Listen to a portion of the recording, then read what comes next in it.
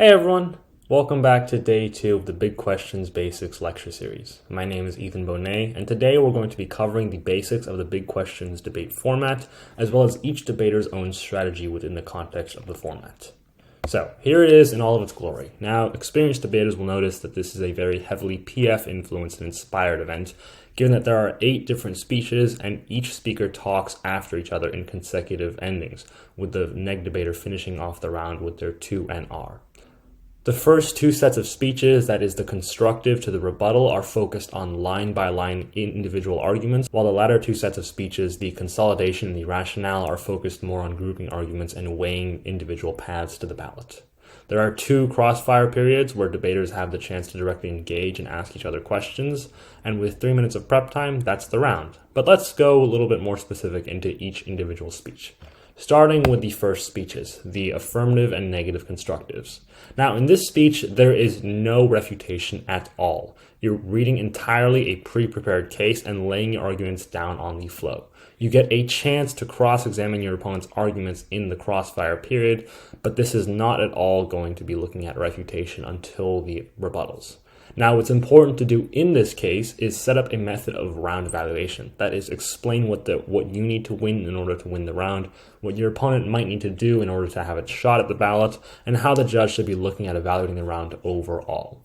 That's what the cases are going to set up in their framing, as we'll talk about in the next series. After that, we have the first affirmative rebuttal and the first negative rebuttal. These are standard line-by-line rebuttals, which basically means that you go argument by argument and lay out your refutations to each one. Now, what you'll notice is that the affirmative rebuttal comes before the negative rebuttal.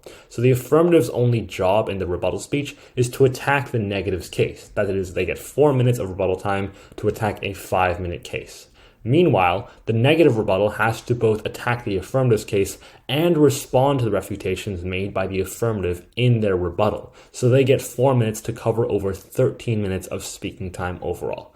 This makes the first negative rebuttal an extremely difficult speech, as we'll later talk about. Next, we have the second set of speeches, that is the consolidations and the rationale. In the consolidation speeches, what you're going to start doing is grouping arguments together into the key issues of the round and weighing between them. Now, obviously, a little bit of line by line is still going to be incorporated because there are things that your opponent says that you will have to clarify and or respond to, but it's mostly going to be about explaining to the judge what the key arguments in the round are and why you're winning them. You begin setting up a path to the ballot so that in your 2AR or 2NR, you have a direct path to the ballot where you explain to the judge, I'm winning this is why that warrants the round for me, and why it outweighs everything my opponent said about this. Now, because the 2AR and 2NR are only 3 minutes, you usually only go for one path to the judge's ballot, which is sufficient given that you've set up such paths to the ballot in the 2AC and 2NC. Next, let's talk about overall strategy for the speeches. You'll notice, again, that the affirmative debater talks first, so they get more speech time to attack the neg's cases, while the neg debater talking second has the advantage of having the last word in the round, but has to attack more speech time with less time of their own.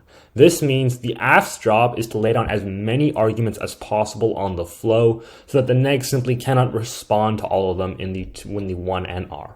After that happens, all the AF has to do in the consolidation and rationale is just pick up whatever the neg dropped and use it to outweigh whatever the neg brings up in their speech. Now, conversely, the neg's job is to try to group as many arguments together as possible and respond to them broadly so that it's able to cover the flow with its 4 minutes in the 1NR and sufficiently set up, if not a direct refutation to every argument, at least a sort of weighing mechanism to consolidate the round into ground that favors its side.